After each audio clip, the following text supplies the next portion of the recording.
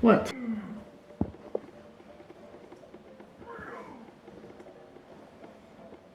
What's the matter? Did you need food? No. You don't need more food.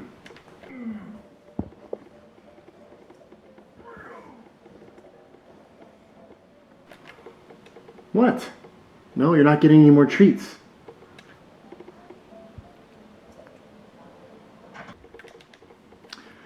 Okay, fine. You have my attention. What's going on?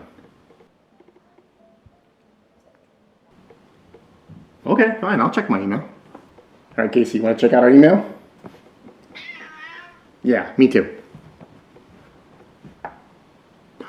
Yes, we got some emails. Let's check them out.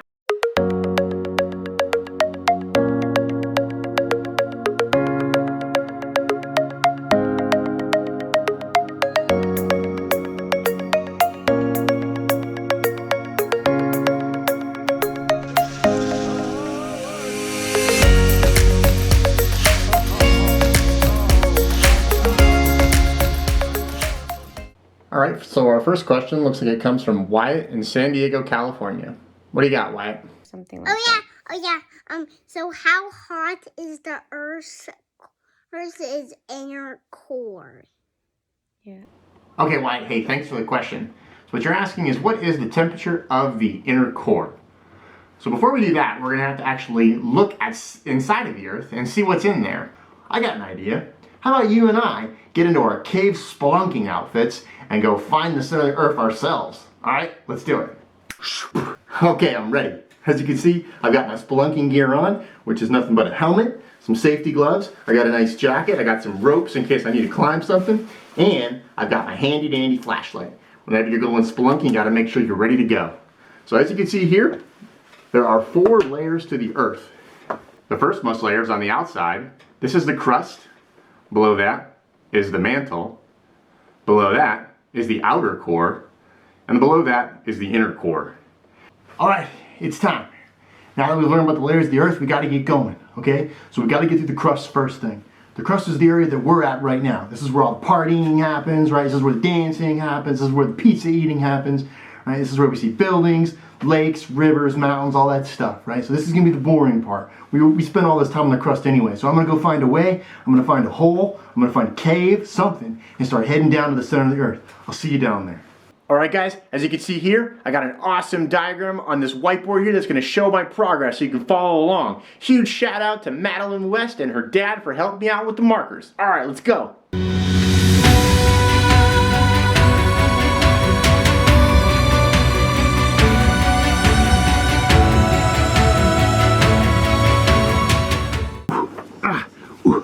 Alright, wait, I made it through the crust.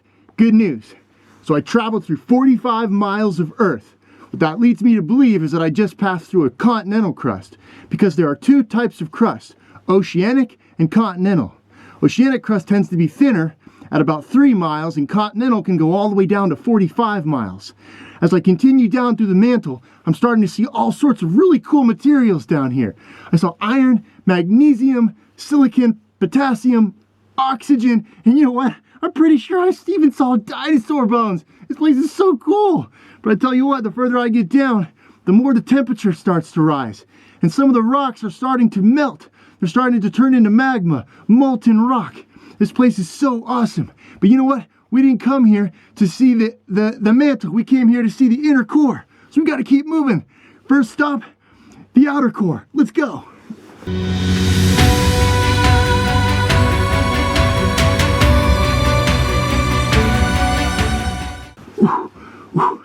Okay, Wyatt, I made it, right? This is so much fun. I made it through the mantle, and now I'm in the outer core. It's about 2,000 miles below the Earth. Now that I'm looking around, all of the rocks up above me have now turned to liquid magma. Everything's boiling. What it's doing is it's causing all the heat from the center of the Earth to radiate outward up to the surface. Man, I'll tell you what, I'm glad I wore this special suit or I'd be burning up, because it is so hot down here. And another thing, man, I probably should have bought more water. I brought nothing but Mountain Dew, and in retrospect, that was a really bad choice. As I look around, I think all this heat is coming from the radioactive decay of both uranium and thorium. It's so neat down here because there's so much to see. We're getting closer to the inner core, I can tell, because it's getting hotter and hotter.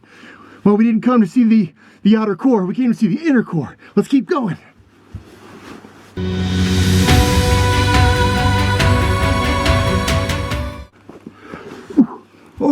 Oh man, look at this place. Why, this is crazy. I got some bad news though.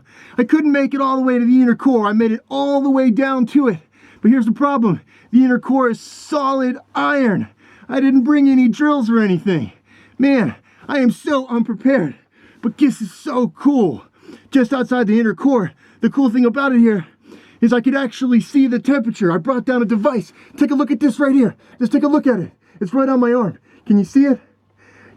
Yeah, it's not even broken, man. I'm dead serious. It's 9,800 degrees Fahrenheit down here. That's almost as hot as the sun.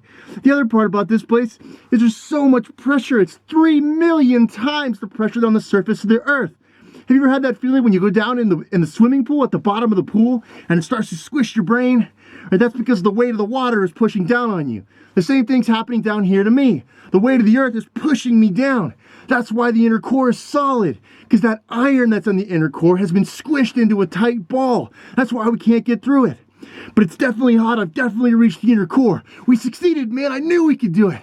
Okay, well, guess what? This is way too hot for me to be down here, so I'm going to head back up so we can finish our talk. All right, good job, man.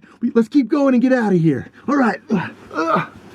Okay, Wyatt, that's it. Great question. To review what we learned today, we learned about the layers of the Earth. We learned about what each one of those layers is composed of. We took an awesome journey to the center Earth, and now we're back. Thanks for the question, and keep them coming, and stay curious. Our next question is from Weston in El Paso, Texas. What's up, Weston? What's the difference between lava and magma? Okay, great question, Weston. So you heard me use those terms when I was talking to Wyatt, lava and magma, and a lot of times people will use those words interchangeably, and they actually get them confused. So the difference between lava and magma is nothing more than lava is melted earthen material on the surface of the Earth, and magma is actually melted material that's down below the surface. So when it's down below, it's magma. The second that it leaves a lava tube or a volcano or a fissure in the ocean, it then becomes lava. So that's the difference between the two, and that's all there is. Thanks for the question, and keep them coming.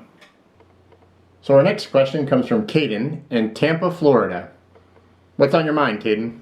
Mr. J, how many miles is the entire Earth? Hey, Caden, killer question. I think what you're asking me is, Mr. J, what is the circumference of the Earth? So the circumference of the Earth is 24,860 miles.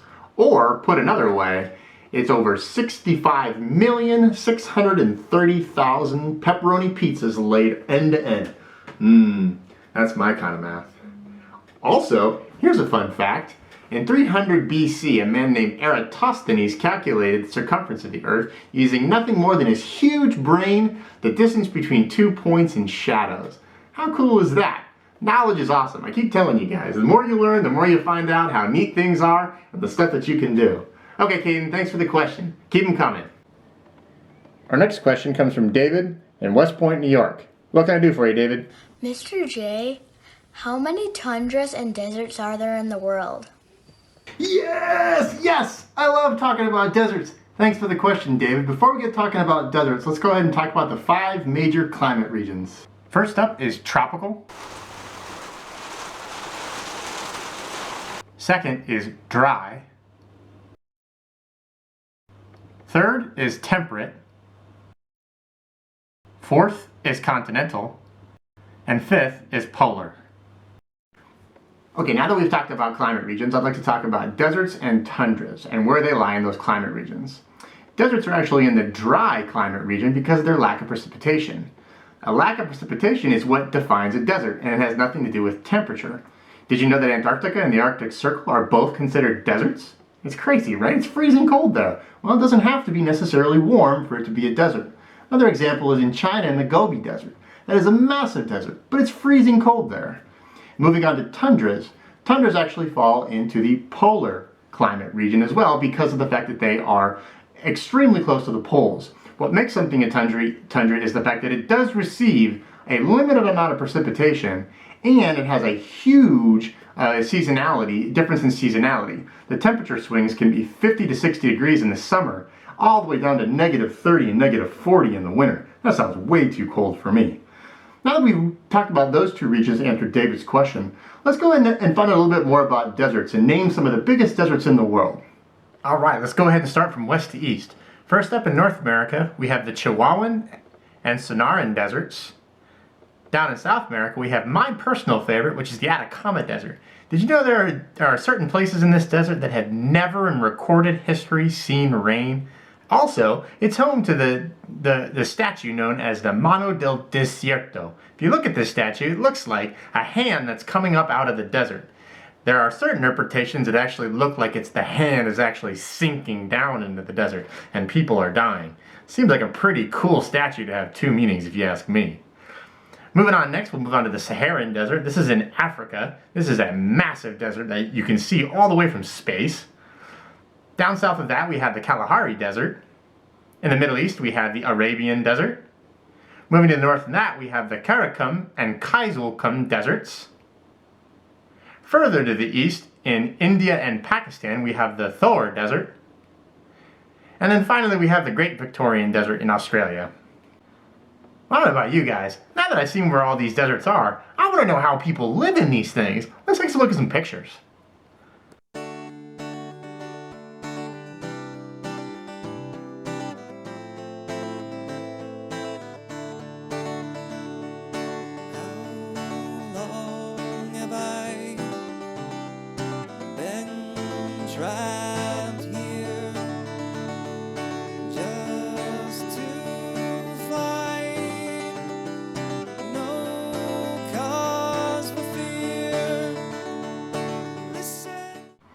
Wow, those are some really cool pictures. You know, I think out of all this learning I've done today, the only thing that I really need to know to really round out my knowledge of the desert is to learn a little something about the culture. I wonder if I've got anybody. Wait, I know, I could call Said.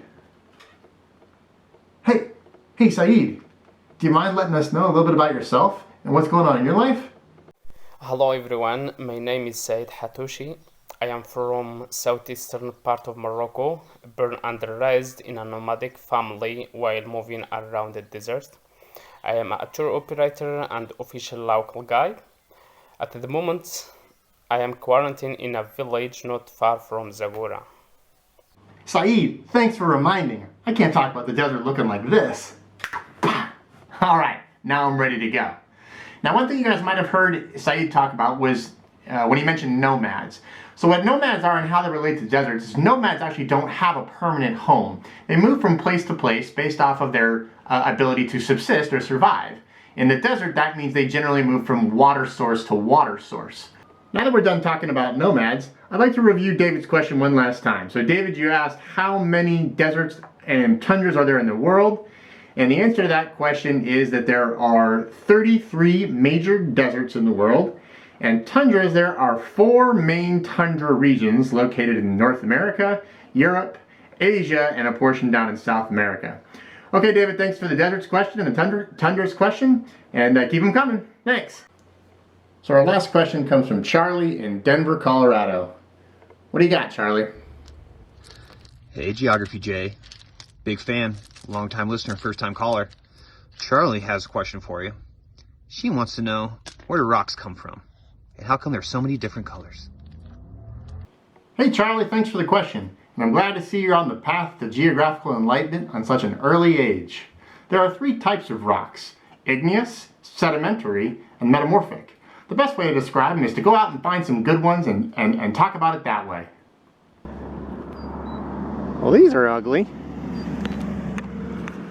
Oh, this one might work. It's missing a certain je ne sais quoi. Alright gang, looks like I'm going to need your help to answer Charlie's questions. All the rocks around here, man, they're super boring. Here's a homework assignment for you. What I want each one of you to do is to send me a picture of their absolute favorite rock. Now what I need you to do in this rock is I need you to wash it completely so I can see it, and then send me a picture of you holding that rock. The second thing I need you to do is I need you to draw me a map of where you found that rock and send it to me as well. That way we can answer Charlie's question. Okay, that's all we have time for today, guys. It was a lot of fun, and thanks for joining me on another great episode of Geography with Jay. Bye!